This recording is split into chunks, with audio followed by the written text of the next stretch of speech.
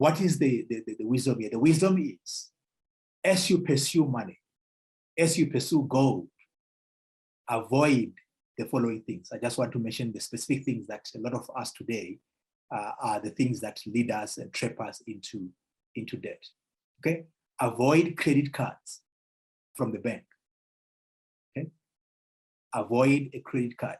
Now the banks, that's how they make their money. They want you, so because once they give you a credit card and you spend the money, you now work for them. That's exactly how the bank system works. Okay, all of us who owe money to the bank, we work for the bank. Every morning when I will go to work, I'm going to work so that I can pay the bank. When I come at the end of the month, they don't even wait. When the date comes, the first of the month, whatever the date is, they take their money. You probably have heard of the machinistas. When I grew up, I used to visit my brother where he was working at a factory.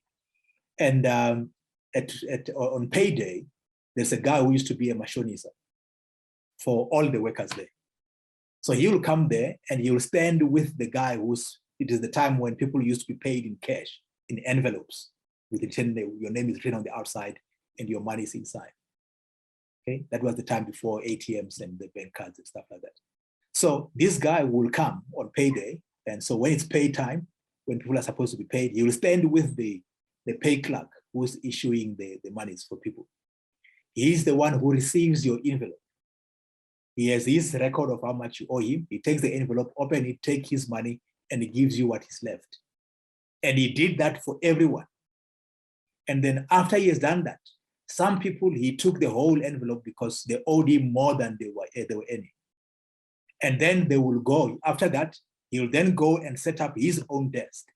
And then they'll queue to borrow money again from him for the month because they have nothing left to live on. So those people were literally working for this guy. Every month, they all come to work. End of the month, he's the one who collects the paycheck, and then he gives them what they need to live on, and he keeps the rest. And the banks are doing the same thing with their credit cards. When they give you a credit card, they're not doing you a favor. A credit card is not a favor. Debt is not a favor. They're entrapping you so that you work for them. So you don't want to get into credit cards.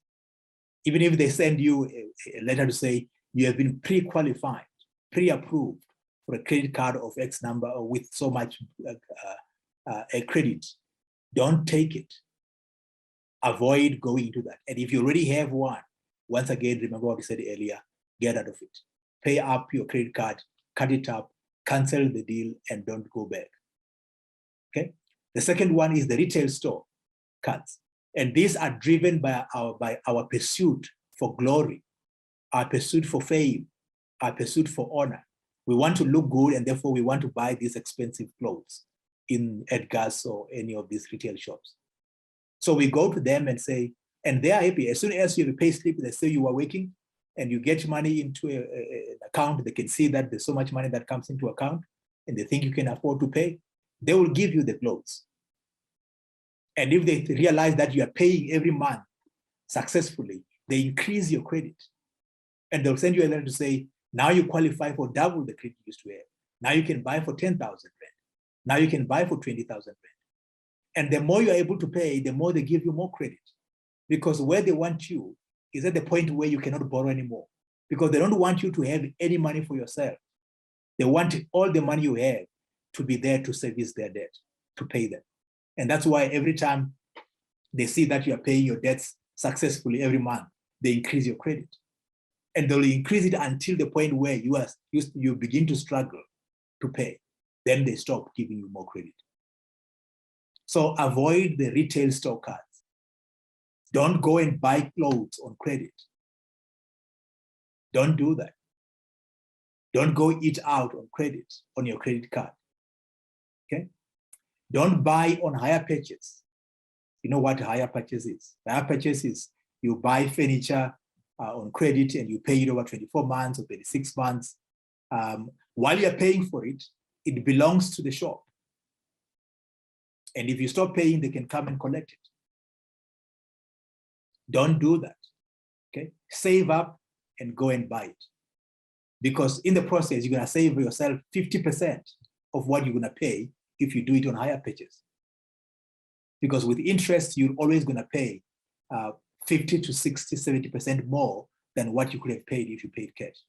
And over time, over 10 years, if you realize all the things you bought on credit and the 50% interest that you've been paying on those items, okay?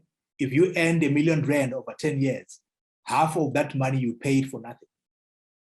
And in 10 years, you could be having 500,000 that you didn't pay on interest to anybody. And that is why these are bad ideas. Personal loans, okay? Or mashonisa loans. Don't do that. Don't do it.